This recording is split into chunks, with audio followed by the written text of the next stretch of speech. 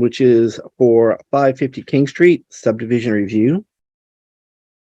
This is going to be an initial discussion around the definitive subdivision plan is submitted. I believe the members of the board should have seen it already in their from the public website. If anyone would like, I can pull up and share. Give me one moment.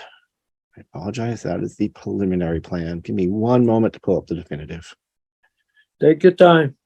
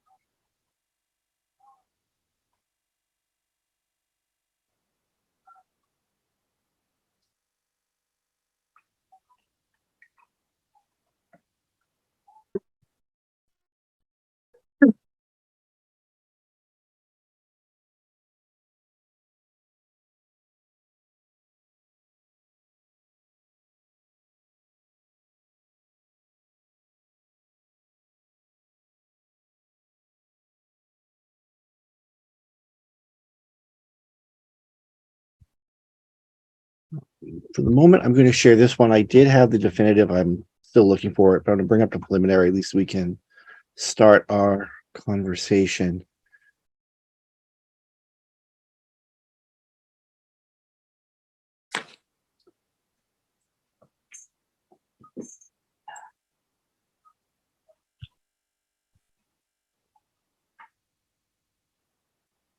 So for those who don't remember, 550 King Street is the former Hewlett-Packard, former IBM facility, just across from the Common, kind of diagonal from the Common, near Archer's Mobile, and running basically to the 495 on-ramp and towards Westford, and just over the line past the former Yangtze River, including the Yangtze River property, into Westford.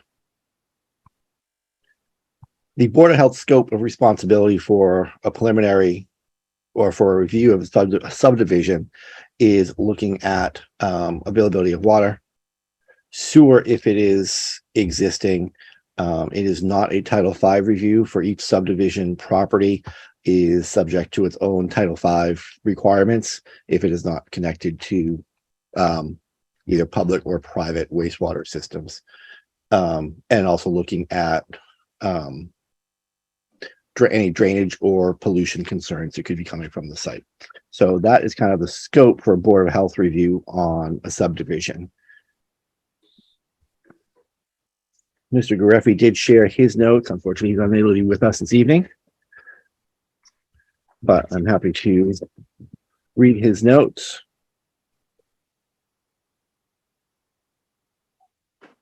So 550 King Street subdivision review. The town planner sent the Board of Health materials for proposed subdivision for the aforementioned property. It has been forwarded to the board members for review. I will forward a section of the Mass Health Officers Association legal handbook, which provides an outline of the board's role in the review of subdivisions. In the past, I provided comments to the planning board on the board's behalf. I have included my comments for the subdivision in the section of my notes for your review. I've also provided a copy of the preliminary subdivision approval from the planning board, which provides a one-page plan of the proposed subdivision. The site in question was the old IBM property. The site has been used as an office park for many years and is served by town water, but currently has its own on-site wastewater treatment facility. The site will have access to the new municipal wastewater system, and the proponent is looking to redevelop the site with a mix of uses, both residential and commercial. Based on the knowledge I have of the site, I do not believe there is anything about the site which would be considered injurious to the public health if the site were to be developed. The site will have access to municipal water and sewer. The stormwater will be addressed as part of the development process. And a traffic study will be conducted and reviewed by the planning board prior to the issuance of building permits. The current wastewater system components for the on-site treatment plant, which served the old IBM building, as well as a septic system, which had served the former Yangtze River site, will need to be decommissioned in accordance with the groundwater discharge regulations and or Title V, depending on the type of system. Once we've had a chance to review the plans, the section of the legal handbook, and Mr. Greffy's notes, I would be happy to prepare a letter for the planning board regarding approval or disapproval of this subdivision on behalf of the board. Those are Mr. Greffy's notes and feedback and process pieces. So the board was officially notified of the subdivision request on August 24th. The board has 45 days to respond. A lack of response is considered consent that they are agreeable to the subdivision. We can make either recommendation to approve or disapprove. If we approve, it would go to the planning board, and the planning board can take whatever action they deem is appropriate based on the existing regulations. If we disapprove the subdivision based on either our town regulations, some piece of the regulation under DPH and is normally governed and enforced by boards of health, or for any other reasonable or foreseeable reason that we can quantify, that disapproval would be brought forward, and the planning board would not be allowed to grant the definitive subdivision. The planning board has reviewed this already and provided a preliminary approval, but we still have the clock is running for our 45-day, which I believe ends on October 6th, or give or take a few days, for the Board of Health to provide their recommendations either in favor or Mr. against Chairman, these. is the 26th you're talking about, Triana Road? I'm sorry? You're talking about the 26th, Triana Road? Which one are you talking about? We're talking about 550 King Street? The IBM building? Or the IBM Okay, property? I was looking the notes, but I don't see that, 15. Okay, let me see. You're talking about, let me see, look, 15,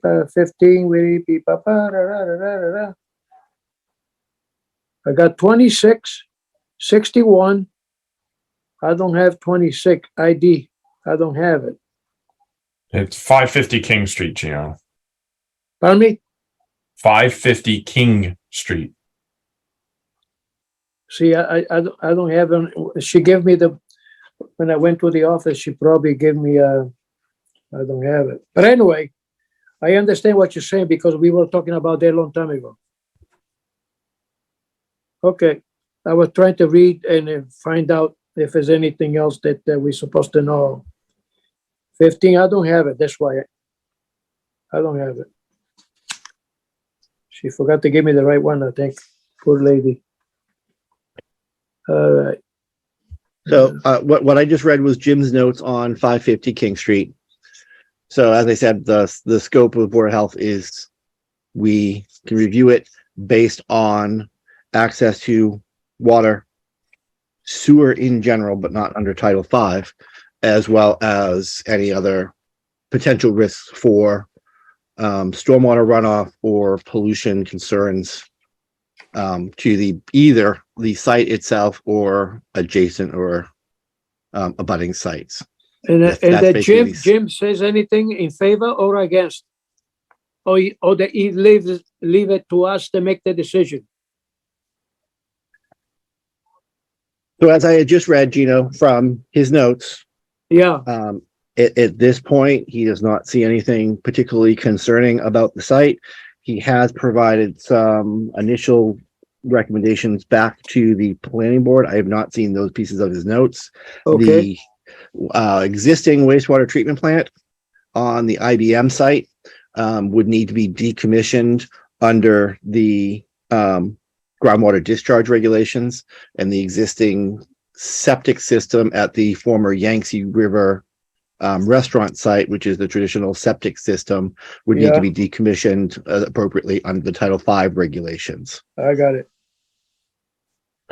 So we have two members that they're not present. So the question, we can make a judgment, or we can approve or disapprove, and or you wanted to have the two members. It's I just, leave it up- it's just a discussion, Gino. It's not even a public hearing. Okay, discussion. Okay, thank you, Can you show on a Kevin. calendar right now, dude? Yeah, I see. So Yeah, our next regularly scheduled meeting is on September 27, which is still within our 45-day review window. Our 45-day review window, I believe, ends the following week. I believe it's the 6th of October, give or take a day or two. It should be our 45-day window. So the next regularly scheduled meeting is still within our 45-day review. Sorry about that. Is still within our 45-day review window for the subdivision proposal. So, I mean, as this is a discussion, I'm happy to keep the discussion or put up a public hearing for the 27th to take formal action, either approving or disapproving the subdivision request for 550 King. So I'd like to get some information on the previous septic wastewater treatment plant that's on site. It doesn't show it on the plans, and I'm just curious where they're going to abandon that. At least I didn't see it when you were looking at the plans, Dan. I was gonna say, so the plan, I apologize, I'm back up. Yeah, that's fine. Stop sharing for one moment. There we go. So the plan is proposed really is looking at the access Road. routes. It is not looking at Yeah. water line. That's pretty much all the subdivision is looking at right now. So the former wastewater treatment plant, Yeah. really, as long as it's decommissioned appropriately by the groundwater discharge regs, where its location is, that really doesn't have a significant impact. I know. I was just more of a curiosity thing. That's all. I was just trying to see if it was on there. That because preliminary subdivision plans just show, like you said, roads, sidewalks, water, sewage, and that's it. Right. I believe, and again, I realize I'm going out here on a limb, but so please bear with me if I misspeak. If you can see my screen and my cursor, I believe that the existing wastewater treatment plant is in this northernmost kind of point of the triangle. I believe that is the wastewater treatment plant. But again, if I'm misspeaking, I apologize. It is not marked on this plan. Right. So I'm just looking at using some years of looking at the plans and having driven through the lot once or twice. That pretty much is the only location that would be. It needs to be a building. The two large center ones are obviously the existing office building. And I don't see any other on-site facility that would be big enough. The other should be that spot. The other thing that this is clearly outside. This next statement is clearly outside the scope of this, but this property also has the ability to be classified as a helicopter pad somewhere on here. I don't know where that currently exists on this lot either, but that's something that maybe in a note or something we should go back to the planning board, or maybe as a private citizen, I'll go back to the planning board to say that part of this, they should also like remove that from the FAA's list of airports, because if they're not going to use that, they need to abandon that as well. Anyway. Yeah, I think that certainly is, probably from a public hearing perspective, as citizens back to planning or the petitioner. It is a private helipad. Obviously, it's not a public use helipad, so that shouldn't be. That's obviously outside of our scope. Oh, totally. That's certainly something that can be brought forward to them. It is, to the best of my knowledge, not equipped with fire suppression or fueling at the site, so that the environmental concerns really is no different than a parking lot, because that's all it really is at that point is a parking lot. So agreed. Okay, so I have no other comments. The preliminary subdivision plans are part of the process. All right. If nobody else has any questions, I'm going to stop sharing my screen for a moment just so I can. We have no one in the audience. Again, this is a discussion. We don't have anyone in the audience for any questions or comments as well. So we will put for our. I make a motion that we continue this discussion to our next meeting if possible, sir? I second. I have a motion and a second on the floor. Discussion, do we want to make it a public hearing? Sure, we can make it a public hearing. I friendly amend my motion to make it a public hearing. All right, and I have a motion for a public hearing at our next scheduled meeting, which is September 27. Do I have a second? Second. Roll call vote. Mr. Davis, Kevin Davis votes yes. Mr. Pratoloni, Yes, sir. and the chair votes yes. So Brendan, if you can add that to our agenda for the 27th for a public hearing for formal action on the proposed subdivision for 550 King Street. All right, our next agenda item is Title V waiver process discussion. This was brought forward as a recommendation from Mr. Gareffi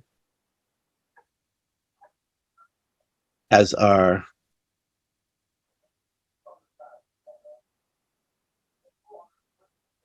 apologize, as we are looking at working on our new public sewer system serving Town Common, Russell Street, and I think that's as far as it goes with public access to it.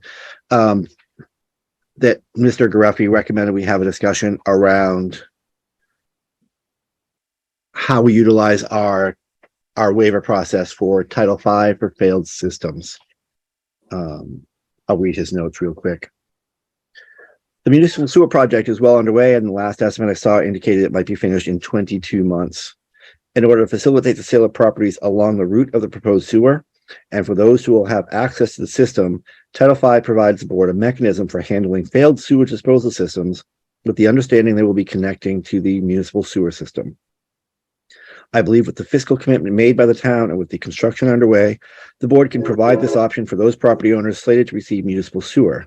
Listed below is a section of the Title V which outlines the requirement of this process. I provide the board with a copy of the waiver process used by the town of Lunenburg when they sewered a portion of their community. And this document provides the enforceable commitment required in this section of the regulation. The only suggestion I might make is who completes the recording of the waiver. In Lunenburg, which was the sample he shared with us, the board has their own administrative support and the recording was done by their office. The board could have the property owner record the document and provide the recording of the document to the Board of Health. I won't go through the piece from Lunenburg, but basically it is a promise by an owner of the system that's failed that as soon as the sewer is accessible to their home, they will connect it, and we are able to provide basically a waiver until that is possible with our standard procedures of mitigation until such time that it is connectable. Also for home sales, if there's a home sale with a home that has failed the Title V, that having sewer being put in is also an option so that the Title V does not need to be, the system does not need to be updated before the home can be sold because of the fact that there will be sewer available in a foreseeable time frame to that home. So that's the recommendation. So our discussion is that something that we as a board want to explore, make available to, again, homeowners and some of the businesses who will have the new sewer system going in front of their home and therefore will be accessible to it if it comes up with failed system or a sale that needs Title V approval. So with a failed system. This is just a discussion. We don't need to take action this evening. Again, we are still, almost 2 years out from it going live, but we do certainly want to start identifying those options that if we had someone who comes before us with a failed system, let's say Russell Street, as that's one of the areas that will have sewer available to them, that we can offer them the ability to mitigate until sewer is available and connect. We do know that once sewer is available in front of homes, and there is a failed Title V septic system, Title V requires them to connect to the municipal system if their system fails. Well, Go ahead. no, I'm sorry. Go ahead. Nope, I was going to say, so that would be the only piece of that. Once the system has failed and sewer is available, they must connect to sewer under Title V. If sewer is not yet available, then without this recognition that it is coming and is foreseeable, they would be required to put in a new Title V compliant system, even though the fact that it's potentially 2 months, 5 months, 6 months, 12 months away from having sewer available out front. So this basically gives both the homeowners and us some flexibility in saying, you need to fix your system or connect. In this case, you can't connect yet, but you can mitigate until the system is, the municipal system is available in front of your property. So, And by mitigation, I mean, they could put in a tight tank, and basically have somebody come by and pump it whatever number of times until the connection is there for them to use. That would be one example of, yes, mitigation. Same as, for occasionally we'll have a home that's, middle of winter, hard frost, trying to put in a system at that point can be challenging, or availability of contractors, that until that system is in and functional, that, yeah, one of those mitigation strategies, again, the perfect example of either pumping an existing system or putting in a tight tank. But that's a pretty big process. So yeah, often we'll have them, if they've got a tank system, pump that tank as required until either a new system is able to be installed and functioning, or in this case, be able to connect to municipal. Right. So, and again, the requirement that this is happening is not something that the town or this board set. That's something that the state set as a requirement when the municipal has a sewage system sewage system in front of the house that is ready to go. If their septic system fails, the state requires them to do that hookup, not this board and not the town. Correct. Again, we can review the Title V requirements, but we've certainly been through this in the past, that if you have a Title V compliant system and it's working great and there's sewer in front of your house, you are not required to connect. That there is an encouragement to connect, if for no other reason than financially, it is usually more advantageous to connect while they've got everything dug up. And they're putting the initial system in rather than after the fact, but that is the homeowners or business owners, the property owner's choice. However, once it is available and you have a Title V system, septic system, private system that has failed, you're required, if it's available, to connect to the municipal system. And if the property exchanges hands and the septic system still passes, there isn't is there not a requirement to hook up to the sewer system at that time? If the system is still Title V compliant, there should not be requirement at the change of, to the best of my knowledge. We can obviously, please, anybody who's listening, double check with your own real estate attorney, and you can check with our town council if there's a question from our side. But to the best of my knowledge, as long as the system is compliant and functioning, it is compliant and functioning, it's an acceptable system. There's not a requirement at the change of ownership to then connect. It would only be if the system is in failure. So really, and municipal is available. So really what this document is that this is basically saying, when, your system is in failure, the thing is coming, you're making a commitment that when it is available and ready to use, you're going to switch over to it and stop the mitigation process that we have approved for your property. Okay. Correct. We're able to offer that as an alternative. Either it is not available yet, you need to replace your system, or you mitigate for the next X number of months until the municipal system is in place and you can connect and accomplish your wastewater management plan that way. So this is basically giving the home or the property owner a better financial outlook instead of spending money twice, potentially for hooking up to the sewer system and putting in a new septic system until it comes alive. This is allowing them to basically make that commitment that as soon as it's ready to go, they're going to hook up to it. Yeah. Okay. Correct. So we can certainly, look at the Lunenburg model regs they came up with for their similar situation of for initial municipal sewer system in part of their town as a model. If you'd like, we can do that tonight. We can hold for the 27th for the full board, or hopefully the full Honestly, board to I look think at it, we but- should. I think we should do one of those things that we did the last time, which is put it up on the drive, let some modifications happen to it, and then kind of go from there. I think we'll certainly have a robust discussion the next time that this comes up. But if we have something that's on the OneDrive that we can take a look at, I think that would be most beneficial, sir. That certainly seems appropriate. We can share it among the board.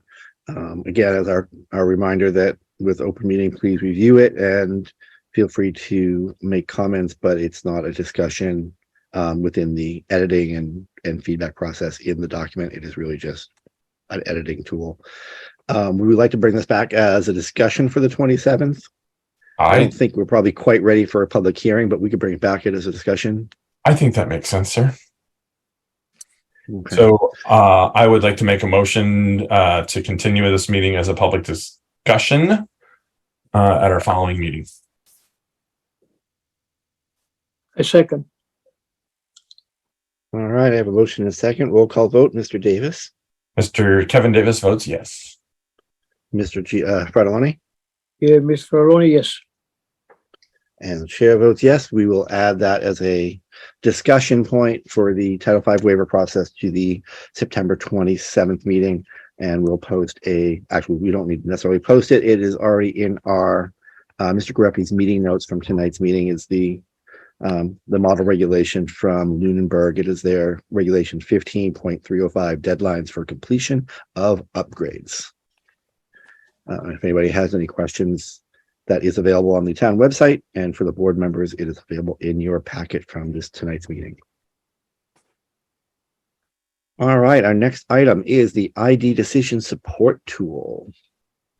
Dr. Wason is unavailable this evening, unfortunately, but he did share the tool with me. I will share it momentarily.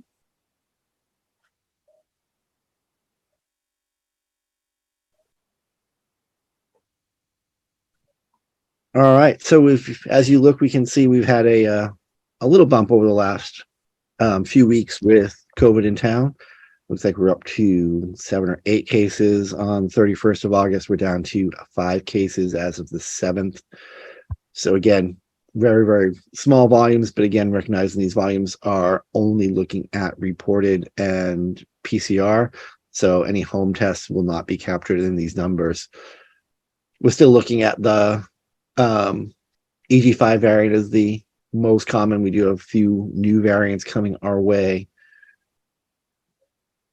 ICU bed use currently in the Metro West area is less than 80%, so that is not a concern. From the ground, I will share that the emergency departments and med-surg beds, kind of the regular hospital beds, are in pretty tight supply in most of our local adjacent hospitals. So again, if you can stay healthy, it is always better for you anyway, and it's better than utilizing the emergency department or hospital if you don't really need it. Our vaccination rate has not changed significantly since last report. Wastewater numbers has remained still that moderately elevated from 571 to 531 for the 7th of September, last reportable data. Eastern equine encephalitis and West Nile virus is still considered low. And currently influenza and RSV are still in the green, still relatively low risk, although we are starting to see some cases anecdotally in emergency departments and primary care. So it is out there and it has started. So just please be aware, if you've not gotten your flu vaccine, go get your flu vaccine. They should now be available for most folks. As we are here on the decision to support tool, an administrative matter that's come up as of yesterday, that in Central Mass Mosquito Control, and they do monitoring throughout Central Mass, hence the name and they just have mosquito traps, and they will check the mosquitoes in their traps for Triple E and West Nile. There was a positive mosquito just over the line in Air that has been identified. No patients to the best of our knowledge, but there was a positive mosquito.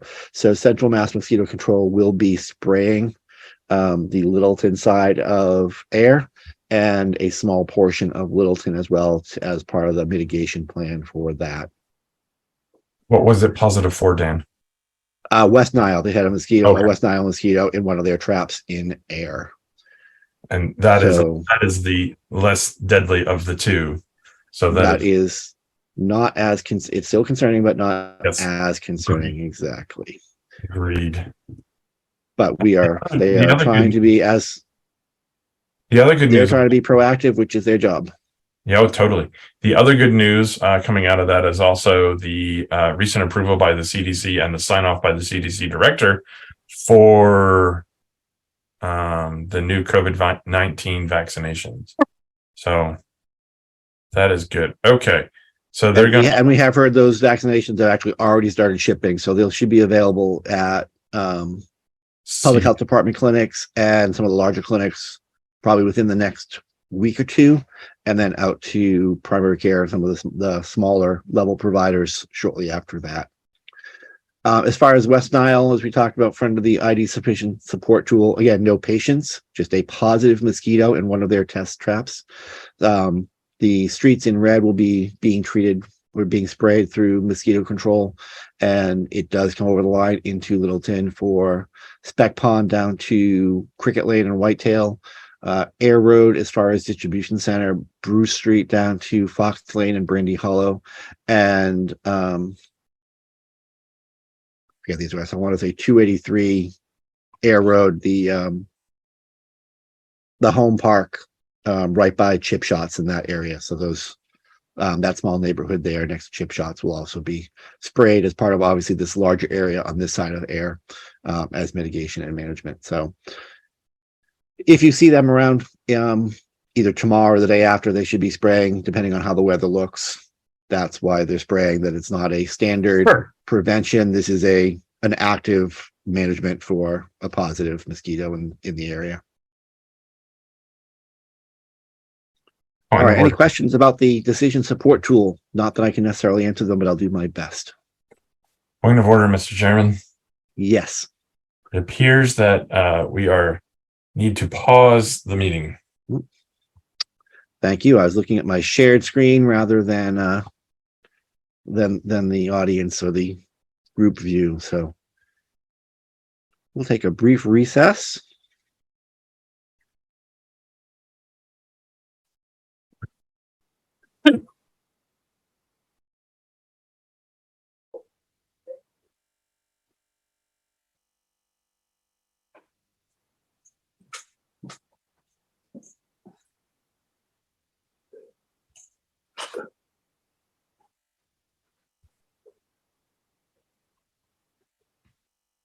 All right. Thank you, Mr. Davis. Thank you, Mr. Fredolone. So we are back, and does anybody have any questions? Again, I'll do my best to answer from Dr. Wason's decision support tool. No Again, it's question. pretty straightforward. As always, we need to be aware that it is in fact still out there. I believe last week's numbers, there were 12 COVID attributable deaths in Massachusetts using the updated criteria. So it is still out there. The average age for mortality around COVID is still high 70s, low 80s, so that it is the mortality is based on, the elderly is certainly a significant risk factor for death associated with this, but it is still out there and having impacts. So be thoughtful, be aware. If you're positive, stay home. Again, everything that everyone has learned over the last 3 years of being thoughtful about COVID or any other illness, if you can avoid it, try to help protect your neighbors and not share if you don't have to. That's true. That's true. All right, so we're at administrative matters. Let me first start by sharing that from our previous meeting, we had continued our discussion around 37 Dogwood, and we were holding for input from town council regarding both applicability of public health regulation under chapter 105 or chapter 105 or excuse me, Code of Massachusetts Regulation section 105. As there is an overlap, or at least there appears to be an overlap between the building code and the public health code around room sizes and regulation. So we have put it forward with town council for their opinion about overlapping jurisdictions on that, as well as the question around applicability to a pre-existing structure that was existing prior to implementation of the state regulation. I did talk to town council last week, clarified a few questions, and we've still not gotten a final decision or final opinion from them. As soon as we have that, we will share it with the board and we will bring it back to the public hearing so that we can take action as required. We did have a note from Mr. Gareffi regarding 37. He did do a reinspection on the 8th of September, and the two remaining issues were the room size question we had, and I take back, there were three remaining issues, but really there was a window that still needed to be some minor corrections. They still had some water in the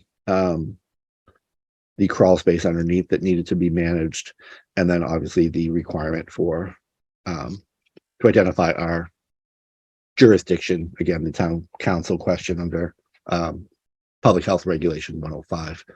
So as soon as we have that opinion, we can bring it back before us, continue as we resume the public hearing for 37 Dogwood, and take action as appropriate at that time. Does anybody have any questions about 37 Dogwood that I can share? Okay, like I said, we're a bit of a holding pattern until we get town council opinion. Other administrative matters, I spoke with Brenda today and yesterday regarding, we have a number of supplies in the Board of Health closet in Town Hall. We have a number of test kits for COVID that are expiring in November. We did double check that is the extended expiration date, not only the date on the box, as well as some N95 masks, some standard exam masks, and some hand sanitizer as well. So Brenda was awesome and proactive in trying to identify how we can, are there opportunities to make use of those supplies so they simply don't expire and are no longer viable or useful. So certainly I thought it was appropriate and wanted to bring it before the board that we make the test kits available to Elder and Human Services, to the schools if they require them, and even making a supply available at the library for residents as an easy spot to pick up. I know Elder and Human Services, I believe, has already said they would be happy to have them available for their How many do you patrons. want? How many you want it to be on the library? I can bring some to them. I forget our total number of boxes. I think it was 90 boxes. I forget. I have to look at my email again, Brenda. I made notes and I did not write that one down, but we have quite a few. So I mean, I think we have multiple cases. I think making a case available to each of them to start is probably pretty reasonable. We'll still have a supply available through the Board of Health and the Health Department, but getting them available to the community, save our residents a little bit of cost if they do have symptoms or have to ask someone to go get some for them without having to worry about paying for them would be a good thing. If you do, I would put out there, if you do suspect that you have COVID and you want a test kit, see if there's a friend who could go get that for you and drop it at your house. Please, if you think you have COVID, don't walk into the library and ask for one if you don't really need to, or into Elder and Human Services offices. Again, only because if you suspect you do, even if you don't have it, you're sick enough that you suspect you do your best not to share that illness with everybody else. So if it's possible, ask for, if you have a neighbor or a friend who can pick it up for you and drop it by your house, that's probably the best choice. But if the board is willing, I think that would probably be a great way so that we don't necessarily waste as many of this resource as we can. N95 masks have expired. Again, so technically they're expired, but they're still a mask. But They're still, they're I'm gonna still play good. nurse stand and say it's expired and therefore they We can't can be, distribute. Yes, well, so technically they can't be considered 100% effective, but they are there, but they are expired along with our simple face masks. Hand sanitizer actually is, we saw a supply of hand sanitizer as well. And it looks like that is good until 2025, which was longer than I would have guessed. So we do have those resources, but I think certainly the test kits, if we can empower Brenda, Jim, and we can certainly help facilitate as well, making those available to Elder Human Services, the schools, if they would like them through November until they expire, and to the community at large through both of those sources, as well as the library. If I believe the library said they would. I can bring some to the library, no problem. I also give it to the church. I can bring a couple hundred like nothing. And they can use two masks for the for individually for emergency. It's better to have none. So I'll I know, Brenda, you distribute. kind of, Brenda, I know you distribute. kind of started this process, and we appreciate it. If you wouldn't mind just when you have a moment in the next couple of days, touching base again with library, the schools and school nurses and Elder Human Services, and see if they're still on board with it and how best they would like them, if they simply want to be able to request them and we can deliver, or they can pick them up, or just if you I'll wouldn't talk to mind, the if you kind of reached superintendent out. for the school. I will speak to the superintendent for the school. If they say, okay, why don't you bring some boxes in the event something happened, at least they have a mask. But I think we could probably start with the school nurses because they're certainly going to know what the resources they need are and the best way of managing them. But Yeah, I know, Brenda, you already kind of started this footwork, and thank you for recognizing that resource and that it was coming up to the end of its lifespan. So yeah, if you wouldn't mind just kind of following up with Sure. those folks you've already talked to, that would be great. If not, just let me know and I can reach out to EHS schools and the library. Yeah, absolutely. I did speak, Mr. Chair, I did speak with the superintendent's admin, Dorothy. So her and I and Jim have been in contact regarding how to distribute them. So that's who I'll follow up with. But Perfect. Thank you, man. That's so the awesome. schools will be taking some. Okay, great. We talked about 37 Dogwood. We talked about West Niles spraying, which should be occurring tomorrow or Friday, depending on weather. We do have an administrative matter. We have an outstanding invoice for Neshoba Associated Boards of Health for $12,454 for our quarterly assessment. We identified that we would like to, as a board, for any outstanding invoices, just simply be aware of them, vote on them, and then the chair is empowered to sign on behalf of the board once a vote has been taken. So If I the chair may, would like to make, Mr. of course, Chair. go ahead. So that invoice for the first quarter has been sent to the treasurer's office to be paid, and you did sign that. And the second quarter invoice actually just came in. So I would assume the next warrant that should go out. I was gonna say, this would be for the invoice that we just got either the end of last week or the beginning of this week. The one that okay, that's the second quarter, I believe. Yep, I was gonna say, we just got it within the last week tops. Okay, So that should be that 12,454 for our yes, second week, second quarter that I invoice. sent to you. So the board would like to, the chair would like to put forward a motion to approve the invoice for Neshoba Associated Boards of Health for our quarterly assessment of $12,400.54. So moved.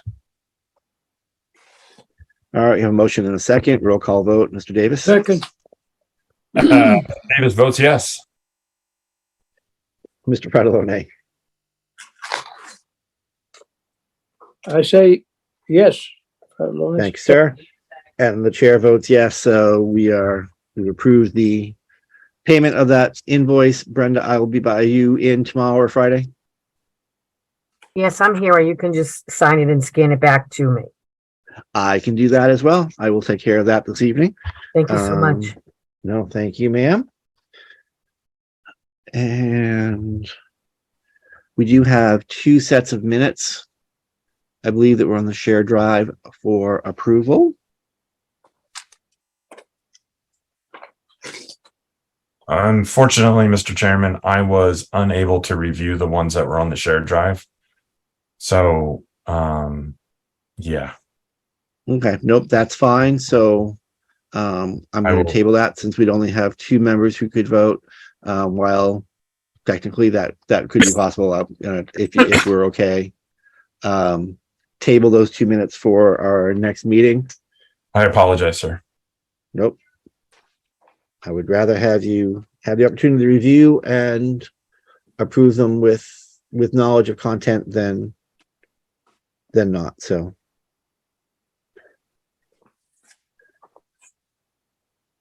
At this point, does anybody have any other administrative matters that we have not addressed yet? I have none. Does anybody have any correspondence? I Nothing do to share. have a correspondence. I got a email message from a town person who expressed some concern about LELWD and their what they're going to do to help assist in their short-term power generators. Apparently the ones that are on site over there by New Estate Road are reaching their end of life time for them or something like that. And a concern was brought up about how the board would respond to a request. And I told them, I said, basically there's already a requirement on the books that they would have to come before the board to get approval for any fossil fueled generators, and get that approval for a variance. And that I believe technology, I basically told them that technology is also advanced enough that grid level battery storage has proven to be much better than generators. And the state of Hawaii, the Australia, and several other places have put in grid tied batteries to do that type of quick response and longer response without issue. So that's something that if they come before this board, that I'll be presenting some of that information. So that way we don't have to worry about those health considerations. All right, and I have not seen anything come from them to update their peaking generators on Air Road. Certainly something we can think about, and obviously I would refer back at any public interest or comment around it to obviously the electric commissioners, because that was obviously would go before them before it comes before us as proposal. So obviously I would point them that way as well to go right to the source. There was definitely a pointing to go talk to them about it, but then basically said, hey, look, we haven't gotten anything to the best of my knowledge. And, oh, by the way, if it does come up, here are the things that I'm going, here's the regulation that it needs to fit under. And, oh, by the way, technology has advanced, blah, blah, blah, blah, blah. So that's the only correspondence I got. All right. Not an expert on peaking generators, but it doesn't seem like those went in all that long ago. They apparently went in the 80s or something like that. I know they updated their peaking generators. They've updated the peaking generators since then. I it could think be that they they had one and they've added an additional one. So it could be that they've had one that's coming to end of lifespan, but I know they had put one in. Yeah. Within the last 10 years, probably within the last 5. So totally. But like I said, technology has advanced itself enough now that the use of a peaking generator is seen as no longer appropriate. Okay. So we can keep that in our heads for if it comes forward to us for permission around a new generator for Air Road for Littleton Electric Light. All right. Any other correspondence? Any board member updates? Other than the COVID-19 vaccination that we talked about earlier, I have no other updates because that's really way important. And like you said, Dan, they're supposed to be shipping soon, if not already. And people with insurance, you should be able to get them at zero cost. People with Medicare, Medicaid, all those kinds of things, it's covered zero cost. If you have no insurance, the CDC, I think, is putting out a program that will cover the cost of the vaccination, but it's something that you have to apply for. So they're trying to cover the population as a whole, which is really way cool. Also. All right. And say, Mr. Fratelloni, do you have any board member updates? I have no comment. Okay.